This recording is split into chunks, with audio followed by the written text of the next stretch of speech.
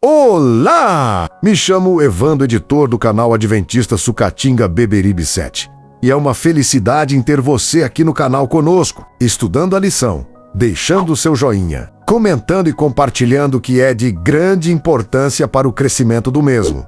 Pois assim, assistindo os nossos estudos, compartilhando, deixando o seu joinha, deixando o seu comentário, o nosso canal terá mais engajamento nas redes sociais e alcançará cada vez mais pessoas no YouTube, para a honra e glória do Senhor. Maranata!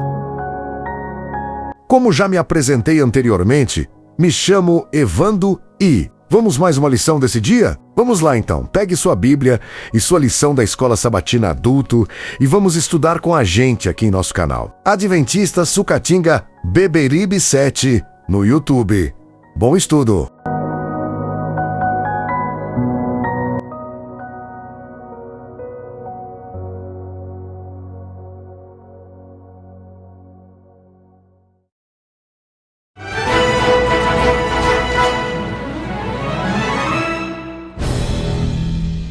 Imagine que você está diante de uma escolha aparentemente impossível.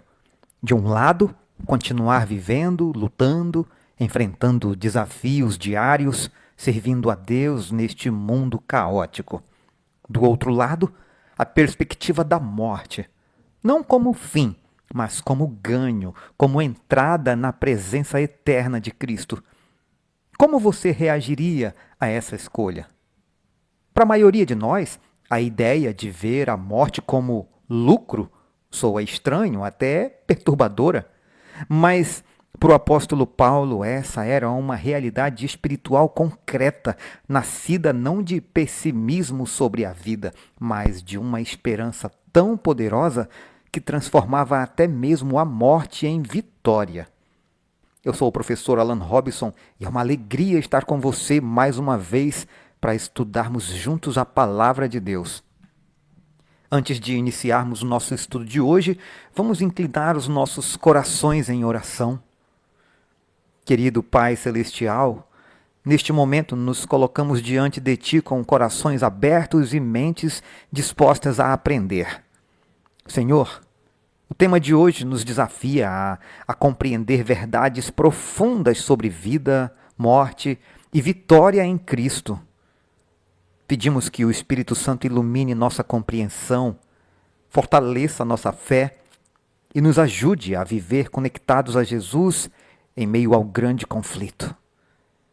Que possamos, como Paulo, ter uma perspectiva eterna que transforme a nossa maneira de viver hoje. Sê também, ó Deus, com os pedidos de oração deixados nos comentários. Olha com amor, com misericórdia, e atende segundo a tua vontade. Em nome de Jesus, amém. Agora eu convido você a acompanhar a música do verso para memorizar dessa semana. Vamos lá. Porque para mim o viver é Cristo e o morrer é lucro. Filipenses 1, verso 21. Hoje é segunda-feira, dia 12 de janeiro, e o tema de hoje, morrer é lucro. Podemos perceber com facilidade que estamos envolvidos no grande conflito que acontece ao redor e dentro de nós. Experimentamos essa batalha cósmica e continuaremos a vivenciá-la até o dia da nossa morte, independentemente de quando ou como ela ocorrerá. Irmãos, esse parágrafo nos coloca diante de uma realidade da qual não podemos escapar. Nós estamos em guerra espiritual. Isso é um fato. E não se trata de uma batalha física, mas de um conflito cósmico que começou no céu com a rebelião de Lúcifer e agora se desenrola em cada coração humano. A batalha acontece ao redor, nas pressões externas do mundo e dentro de nós, em nossos pensamentos, desejos e escolhas. Esta guerra continuará até o dia da nossa morte, mas a boa notícia é que Cristo já garantiu a vitória final. A primeira pergunta da nossa lição de hoje quer saber qual é a base da guerra que enfrentamos e quais são as nossas armas. Vamos ler 2 Coríntios, capítulo 10, versos 3 ao 6. Pois embora vivamos como homens, não lutamos segundo os padrões humanos. As armas com as quais lutamos não são humanas, pelo contrário, são poderosas em Deus para destruir fortalezas. Destruímos argumentos e toda pretensão que se levanta contra o conhecimento de Deus e levamos cativo todo pensamento para torná-lo obediente a Cristo. E estaremos prontos para punir todo ato de desobediência, uma vez completa a obediência de vocês. Nesta passagem, Paulo declara que, embora vivamos no mundo físico, não lutamos com armas carnais, mas com armas espirituais poderosas em Deus. A base dessa guerra está nas ideias, nos pensamentos, nas filosofias que moldam nossa visão de mundo. É uma batalha pela mente e pelo coração, irmãos. As nossas armas são poderosas para destruir não fortalezas de pedra, mas fortalezas ideológicas, que são argumentos falsos e mentiras que mantêm pessoas prisioneiras. O pastor Irgi Moscala comenta que as armas espirituais mais poderosas são as ideias, sejam corretas ou erradas. Satanás utiliza ferramentas como a crítica, a traição, o constrangimento, o medo, a pressão social e muitas outras que os cristãos jamais deveriam usar. Por outro lado, somos chamados a empregar o amor, a misericórdia, a paz, a mansidão, a paciência, a bondade e o domínio próprio. Nossa arma mais poderosa, quando utilizada com sabedoria, é a espada do Espírito, que é a palavra de Deus. Efésios 6, verso 17. Afinal, somente Deus pode levar a verdade ao coração das pessoas. Nós somos apenas instrumentos nas mãos do Senhor para realizar seus propósitos. Irmãos, aqui está uma verdade revolucionária. As ideias são as armas mais poderosas. Satanás usa a crítica destrutiva, traição, constrangimento, medo e pressão social. Táticas que cristãos jamais deveriam usar. Em contraste, as nossas armas são os frutos do Espírito. A arma suprema é a palavra de Deus, a espada do Espírito. Mas lembre-se, somente Deus converte corações. Nós somos apenas instrumentos em suas mãos. Temos uma outra pergunta na lição de hoje. Como entender os seguintes versos de Paulo no contexto do grande conflito? Vamos ler Filipenses capítulo 1, versos 21 e 22. Porque para mim o viver é Cristo e o morrer é lucro. Caso continue vivendo no corpo, terei fruto do meu trabalho, e já não sei o que escolher. Irmãos, nessa passagem, Paulo não estava sendo mórbido. Ele via tremendo valor em continuar vivendo para servir a Cristo. Mas também tinha uma visão tão clara da eternidade que a morte havia perdido seu terror. No contexto do grande conflito, isso é vitória absoluta. Satanás usa o medo da morte para escravizar pessoas, mas Paulo havia sido libertado desse medo através de Cristo. O pastor Moscala prossegue dizendo que, uma vez que a batalha é espiritual, estamos em uma guerra de ideias e valores. No entanto, Cristo já conquistou a vitória por nós na cruz. Enquanto estivermos conectados a Ele, jamais seremos derrotados, mesmo se morrermos. Paulo entregou sua vida e seu futuro a um tribunal superior, o que o levou a não se importar com o que acontecesse com ele aqui na terra, por mais injusto que fosse. Esse parágrafo ele nos traz ao coração do Evangelho. Cristo já venceu na cruz. Não estamos lutando para vencer. Estamos lutando a partir da vitória de Cristo. Mas há uma condição crucial. Precisamos estar conectados a Ele. Conectados, somos invencíveis. Jamais seremos derrotados, mesmo se morrermos. Paulo exemplifica isso perfeitamente ao entregar sua vida a um tribunal superior, o tribunal de Deus.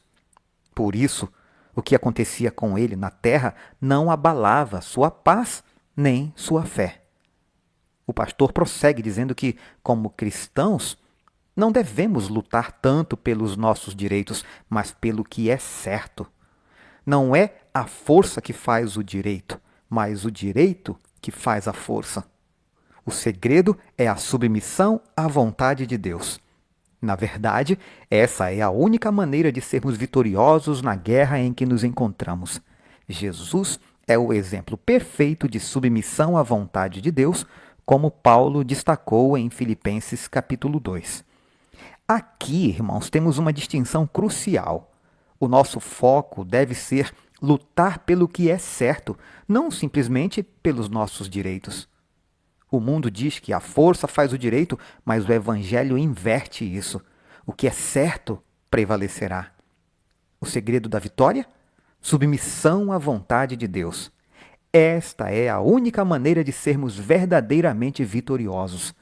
Jesus é o nosso modelo supremo em Filipenses 2.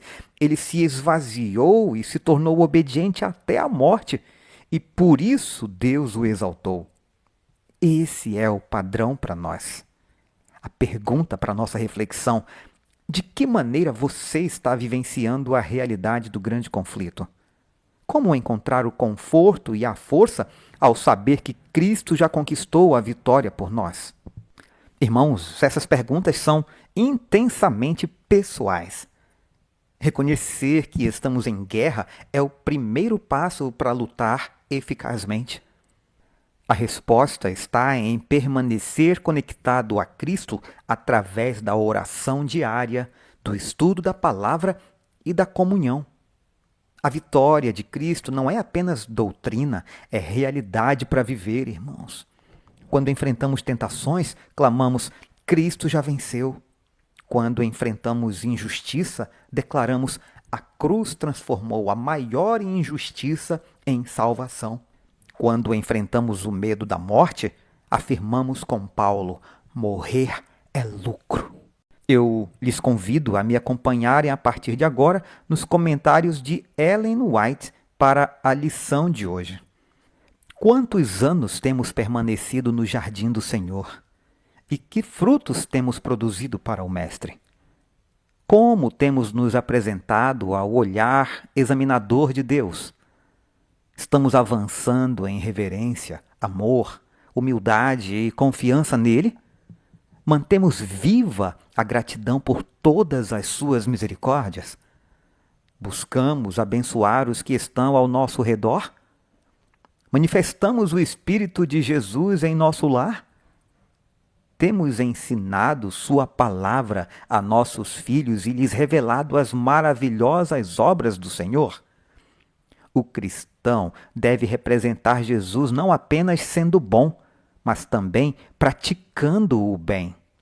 Assim, sua vida exalará um suave perfume e refletirá uma beleza de caráter que testificará que é, de fato, filho de Deus e herdeiro do céu. Irmãos, não sejam mais servos negligentes. Toda alma tem de lutar com suas inclinações. Cristo não veio salvar os seres humanos em seus pecados, mas de seus pecados. Ele tornou possível que tenhamos um caráter santo. Não se contentem, portanto, com defeitos e imperfeições. Embora devamos buscar diligentemente a perfeição de caráter, precisamos nos lembrar, porém, de que a santificação não é a obra de um momento, mas de toda a vida. Paulo disse: dia após dia morro. Em 1 Coríntios capítulo 15, verso 31. A obra de vencer deve ser contínua. Cada dia temos de resistir à tentação e obter a vitória sobre o egoísmo em todas as suas formas. Dia a dia, devemos acalentar o amor e humildade e cultivar em nós mesmos todas as virtudes de caráter que agradarão a Deus e nos adaptarão para a abençoada sociedade do céu. A todos os que procuram realizar essa obra, a promessa é muito preciosa. O vencedor será assim vestido de vestiduras brancas e de modo nenhum apagarei o seu nome do livro da vida. Pelo contrário, confessarei o seu nome diante de meu Pai e diante dos seus anjos. Apocalipse 3:5 e recebereis poder 10 de dezembro. Mais perto de Cristo estará aquele que, na terra, mais profundamente viveu seu abnegado amor. Amor que não se ensoberbece, não procura os seus interesses, não se exaspera, não se ressente do mal. Amor que leva o discípulo, como ocorreu com o Senhor, a dar tudo, a viver, trabalhar e sacrificar-se até a própria morte pela salvação da humanidade. 1 Coríntios capítulo 13, versos 4 e 5. Essa disposição foi manifestada na vida de Paulo. Ele declarou: para mim, o viver é Cristo, pois sua vida revelava Cristo aos seres humanos, e o morrer é lucro, lucro para Cristo. A própria morte mostraria o poder de sua graça e atrairia as pessoas para ele. Será Cristo engrandecido no meu corpo, disse o apóstolo, quer pela vida, quer pela morte.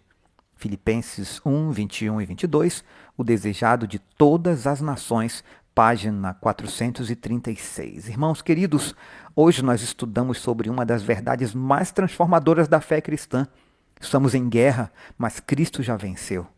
Que esta certeza molde a maneira como vivemos cada dia, como enfrentamos cada desafio, como encaramos até mesmo a morte. Porque para mim o viver é Cristo e o morrer é lucro.